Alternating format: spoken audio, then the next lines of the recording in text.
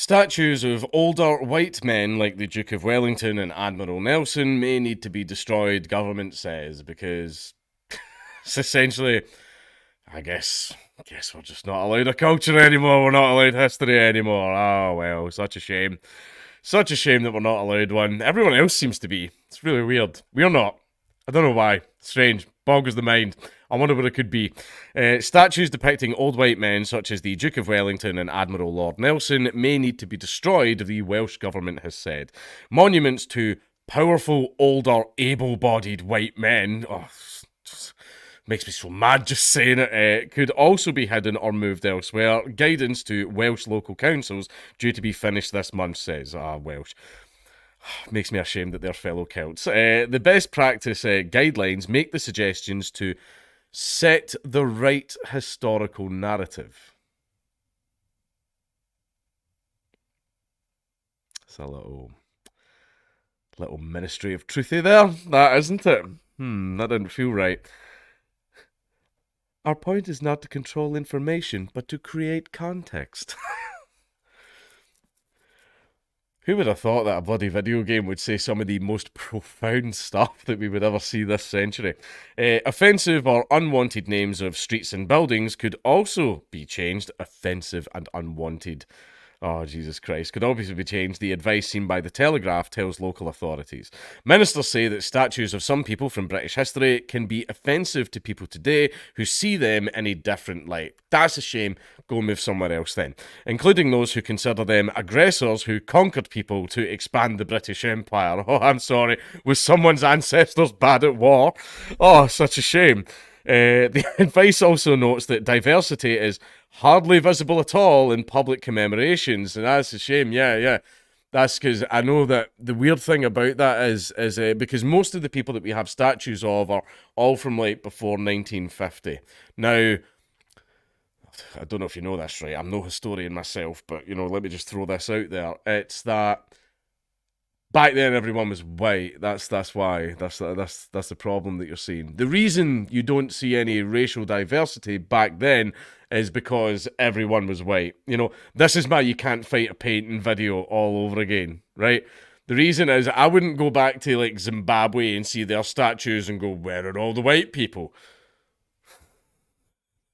Well, we know where all the white people are. Zimbabwe was a bad choice, right? Right, that was a bad choice. But you get what I was trying to say, right? That's why you see them. That's why you see them. Why is there all the white statues everywhere? Because they were white. Right. That's the way it went.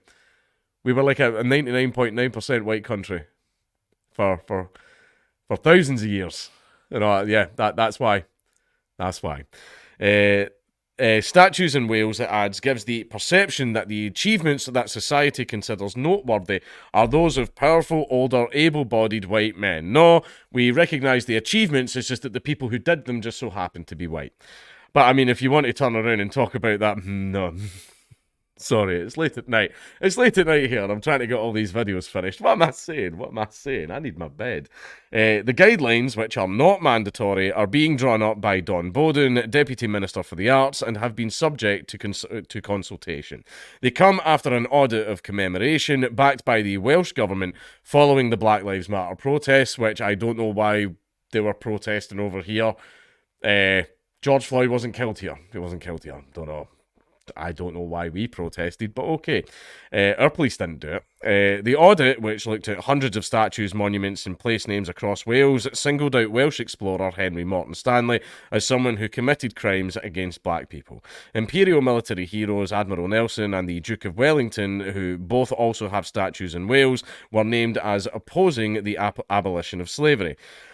Well, I mean, back then you would. That was just seen as the status quo, just the same as some things now are seen as the status quo, like putting 9-year-olds into gender transition surgery. Something which in the future we're going to look back on and... yeah... Nelson's relationship to slavery was complicated. He wrote a private letter denouncing the damnable and cursed doctrine of abolitionist Wilberforce and his hypocritical allies, but also freed slaves while serving in the Navy. Welsh Conservative leader Andrew R.T. Davies branded the advice Orwellian, because it literally is, and claimed the Welsh government were virtue signalling. Yes, you're trying to wipe out your own country's history to prevent someone from having negative emotions for about 40 seconds. Is that because that's essentially what it is. Oh, I walked past this statue today and it ruined my whole fucking day. Like, geez, that's a you problem, mate. Sorry. That's a you problem. He told the Telegraph whether it is their erroneous misguidance for public bodies or their so-called anti-racist Wales action plan, Labour are intent on rewriting our history here in Wales. Labour have been captured by a hard-left anti-British mob who want nothing more than to topple our statues, tear up the works of classic authors, and cancel our great orators, all in the name of virtue signalling, which is completely correct. Like, it's completely correct. Statues may well offend some people, but that does not make them any less a part of Wales's rich history. What happened to remembering the mistakes of the past and learning the lessons? We should be punishing woke vandals for denigrating our history and damaging our monuments, not kowtowing to them by concealing statues, as the document suggests. Rest assured, I will be pushing hard against these Orwellian moves with Welsh Conservative colleagues that are unfortunately becoming more and more common from the socialists in Cardiff Bay. Is that the end of the article? I believe that's the end of the article. But yeah, it's a complete rewrite of history, which is something that you definitely cannot do, right? And they turn around and go, oh, it's like the vast majority of the public don't care about these statues, right? 100 people could be sitting staring at the statue, and for some reason, I don't know why, all it takes is for one person to go, I don't like that. And then the 99 other people get their statue taken away from them because one person had a little fucking hissy fit over it. I don't understand that. It's like, I understood the thing with democracy is it's meant to be a majority. Have a vote.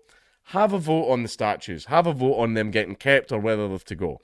It should be the community that live in the area that should get to decide what happens with the statue. After all, they're the ones that live in the community. And I'm very, very big.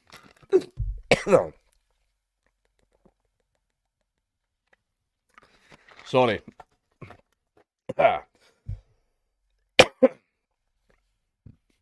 I'm not sick again. I think I inhaled one of my mustache hairs. That's just wash that down with some refreshing Coca-Cola. Tasty mustache. What was I talking about before I died? What was I talking about? Yeah, I'm very, very big on people who live in the community getting to decide what belongs in the community. Quite big on that. Quite, I'm quite big on that. I think that would be a good, non-conflict way to work things out. But this is the thing about statues. Look, history happened. It happened, right? Nothing you can do about it. Nothing you can do about it. Like, for example, everyone always portrays William Wallace as the big, brave freedom fighter, and he was. He definitely was to an extent. He was resisting Anglo-tyranny and all that type of stuff as well. However, in the process, when he marched into England and, all the business in York and stuff like that, what a lot of people won't tell you is he committed a lot of fucking war crimes. Good god damn. William Wallace, he did some shit. He did some horrendous stuff. But I don't like that because it tarnishes the guy's image. It definitely damages the way people perceive him and stuff like that. However, history happened. There's not a fucking thing I can do about it. These are things that happen. Tough titty. Doesn't matter what I think about it. Right? Reality is reality. I just have to suck it up and accept that. Right?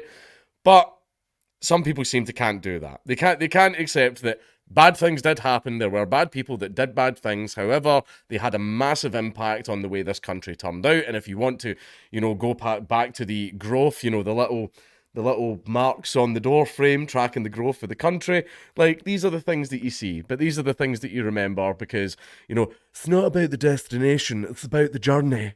Right? That type of stuff. So yes, it is very important that we remember these things. It is very important that we remember them. However, some people don't want to remember them, and that literally is Orwellian.